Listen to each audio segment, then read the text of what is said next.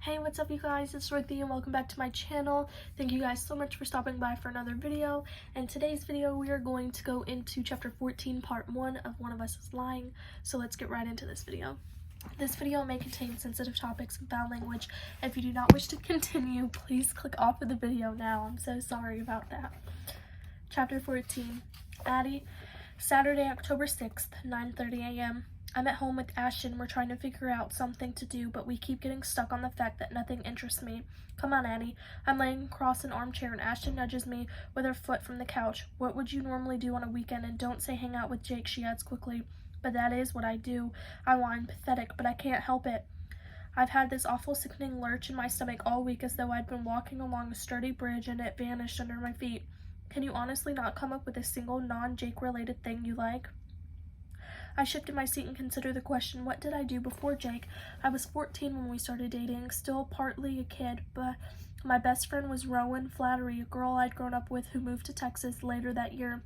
We drifted apart in 9th grade when she had zero interest in boys, but the summer before high school we'd still ridden our bikes all over town together. I like riding my bike, I say uncertainly, even though I haven't been on one in years. Ashton claps her hands as if I'm a reluctant toddler. She's trying to get excited about a new activity. Let's do that. Ride bikes somewhere.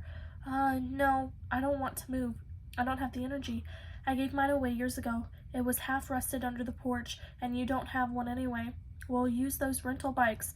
What are they called? Hub bikes or something? They're all over town. Let's find some. I sigh. Ash, you can't babysit me forever. I appreciate you keeping me from falling apart all week, but I've got a life. But you've got a life. You should get back to Charlie. Ashton doesn't answer right away. She goes into the kitchen and I hear the refrigerator door opening and the flanking of bottles. When she returns, she's holding a Corona and a San Pellegrino. What she hands to me, she ignores my raised eyebrows. It's not even 10 o'clock in the morning, and takes a long sip of beer, and she sits down, crossing her legs beneath her. Charlie's happy as can be. I'm guessing he's moved his girlfriend in by now? What? I forgot how tired I am and sit straight up. I caught them when I went home to get more clothes last weekend.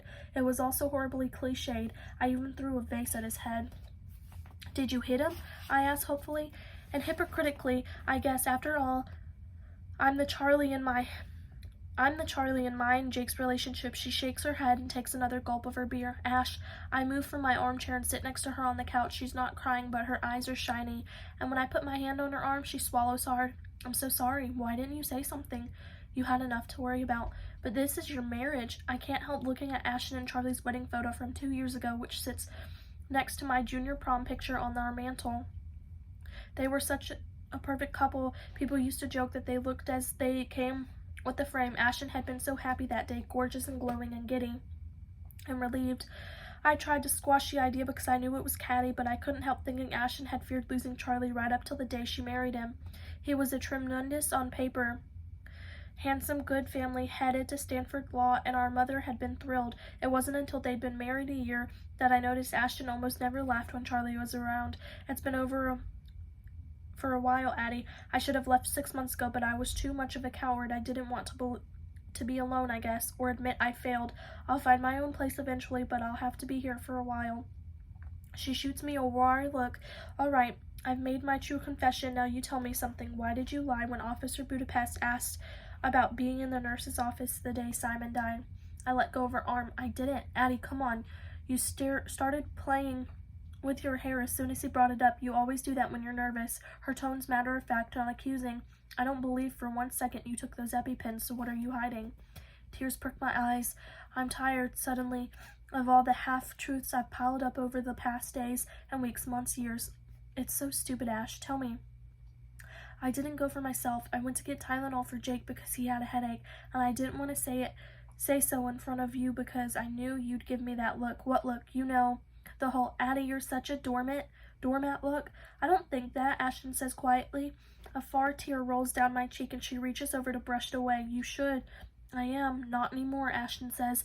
And that does it. I start flat out bawling, crawled in the fetal position in a corner of the couch with Ashton's arms around me.